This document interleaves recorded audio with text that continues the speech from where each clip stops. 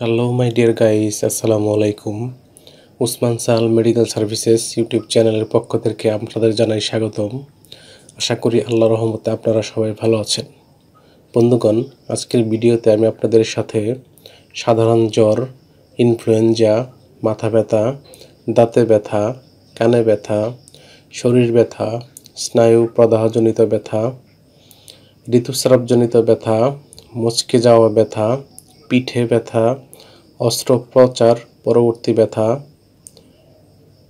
প্রসব পরবর্তী ব্যথা, প্রদাহজনিত ব্যথা, বাতজনিত ব্যথা এবং শিশুদের টিকা পরবর্তী ব্যথায় অত্যন্ত কার্যকর একটি মেডিসিন এবং মেডিসিনটির নাম, দাম, গ্রুপ বা জেনারিক নাম, প্রস্তুতকারক কোম্পানির নাম, খাওয়ার নিয়ম এবং এর সাইড এফেক্টস বা পার্শ্ব প্রতিক্রিয়া সম্পর্কে আলোচনা করব। তবে ভিডিওটি শুরু করার আগে আপনাদের প্রতি রিকোয়েস্ট, আপনি যদি আমার চ্যানেলে নতুন হয়ে থাকেন তাহলে অবশ্যই চ্যানেলটি সাবস্ক্রাইব করে লাইক, কমেন্টস এবং শেয়ার করবেন। বন্ধুগণ, সাধারণ জ্বর, ইনফ্লুয়েঞ্জা, শরীর ব্যথা, কানের ব্যথা ইত্যাদি ব্যথাজনিত কারণে আমরা বিশেষজ্ঞ ডাক্তারের শরণাপন্ন হই এবং ডাক্তারগণ তাদের পরামর্শপত্রে বা প্রেসক্রিপশনে যে ওষুধটির কথা লিখে থাকেন তার নাম হলো অ্যালজিনা ট্যাবলেট বা অ্যালজিনা ওরাল সাসপেনশন বা সিরাপ। এটির গ্রুপ বা জেনারিক নাম হলো প্যারাসিটামল। এটির উৎপাদনকারী প্রতিষ্ঠানের নাম হচ্ছে জিনো ফার্মা।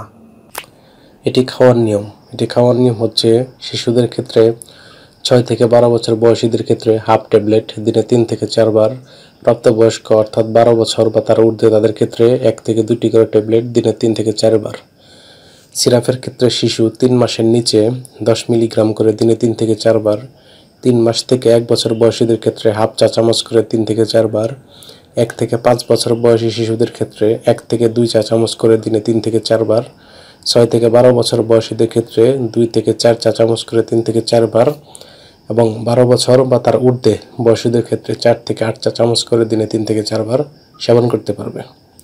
অন্যদিকে ড্রপসের ক্ষেত্রে 3 মাস পর্যন্ত 0.5 মিলি করে 3 থেকে 4 বার, 4 থেকে 11 মাস পর্যন্ত 1 মিলি করে 4 বার এবং 1 থেকে 2 বছর বয়সীদের ক্ষেত্রে 1.5 মিলি করে দিনে 4 বার সেবন করতে পারবে।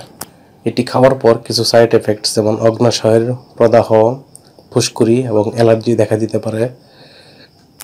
গর্ভাবস্থা এবং স্তন্যদানকালীন সময়ে এটি সেবনের পূর্বে অবশ্যই চিকিৎসকের পরামর্শ অনুযায়ী সেবন করতে হবে।